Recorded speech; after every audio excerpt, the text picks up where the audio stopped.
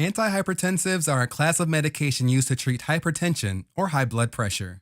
Certain antihypertensives act upon the renin-angiotensin-aldosterone system to decrease blood pressure by inhibiting vasoconstriction and water reabsorption in the kidneys.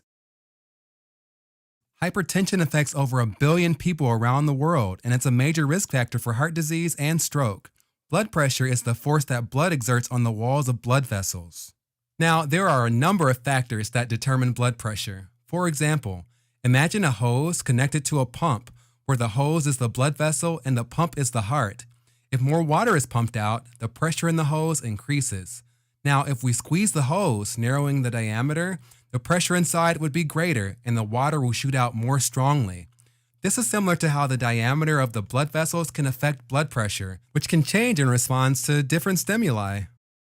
One important mechanism that regulates blood pressure is the renin-angiotensin-aldosterone system, or RAAS for short, which is a cascade of events that ends up increasing blood pressure. When blood pressure is low, blood flow to the kidneys decreases.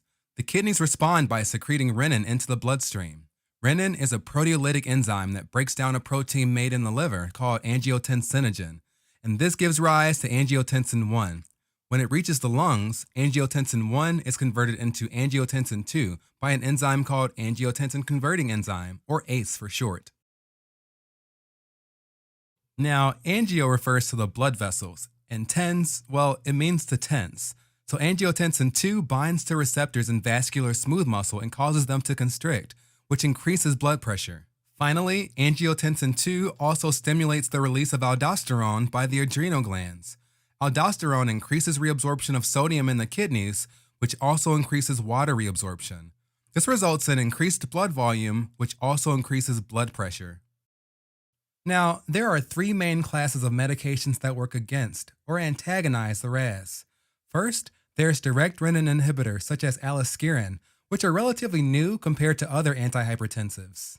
Aliskiren binds really tightly to the active site of renin enzymes. This blocks angiotensinogen from binding, so angiotensin 1 levels fall. Aliskiren has a long half-life, so 1 tablet taken peroral daily is enough. But since it's younger in the medical field, it hasn't been as extensively tested, so it's commonly used for patients who don't respond to other antihypertensives, or it can be given in combination with other antihypertensives. In addition, aliskiren can cause GI side effects like diarrhea and abdominal pain. Other side effects include headache, dizziness, and fatigue. Okay, so next we have the Angiotensin-Converting Enzyme Inhibitors, or ACE inhibitors, and their names usually end in pril, like captopril, enalapril, or lisinopril. So by inhibiting the action of ACE, they prevent the formation of angiotensin 2, and therefore decrease its level in the blood. With less angiotensin 2 in the bloodstream, there is less vasoconstriction, and therefore these medications effectively lower the blood pressure. In addition, they lower aldosterone release, which causes natriuresis, or excretion of sodium, by the kidneys. Captopril should be taken 2 to 3 times daily because it has a short half-life. But enalapril and lisinopril are highly potent and have a longer half-life than captopril. Because ACE inhibitors are effective in lowering blood pressure, they can be used not only to treat hypertension, but also to treat heart failure, where the heart isn't strong enough to pump out an adequate amount of blood. In this situation, the decreased vasoconstriction leads to decreased peripheral vascular resistance and afterload, so the heart doesn't have to pump as hard against that resistance.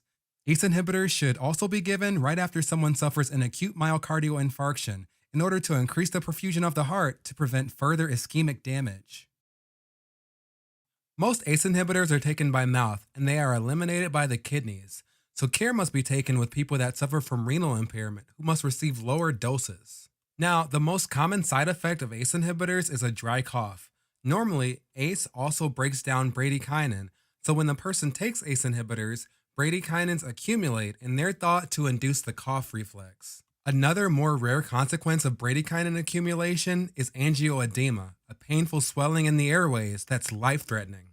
Other side effects include hypotension, but it only happens when the person starts taking the medication, then eventually disappears. Finally, people using ACE inhibitors should avoid a high potassium diet because there's decreased aldosterone production, which means there is less potassium excretion in the urine, and this could lead to hyperkalemia. Finally, we have Angiotensin-2 Receptor Blockers, or ARBs. They bind to angiotensin receptor 1 on vascular smooth muscles and the adrenal glands, which prevent angiotensin 2 from binding. This results in decreased vasoconstriction and decreased aldosterone synthesis, respectively.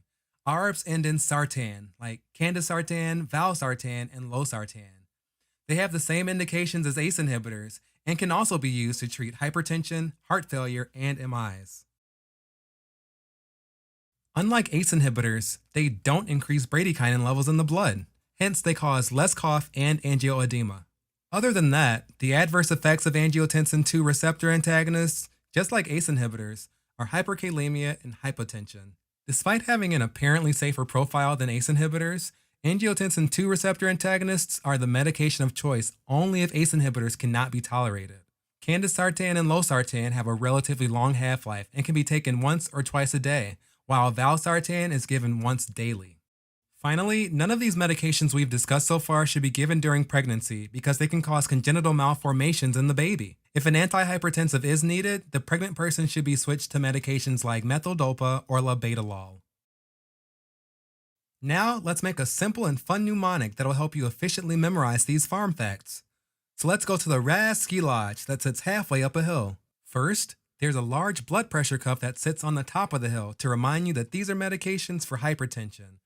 For the mechanisms, there are reindeer for renin near the top of the hill. By the lodge, there's a magician with a giant ace of spades representing ACE. And at the bottom of the hill, there are two angel statues for angiotensin 2 receptors. By the reindeer, we have a skiing alien for skirin.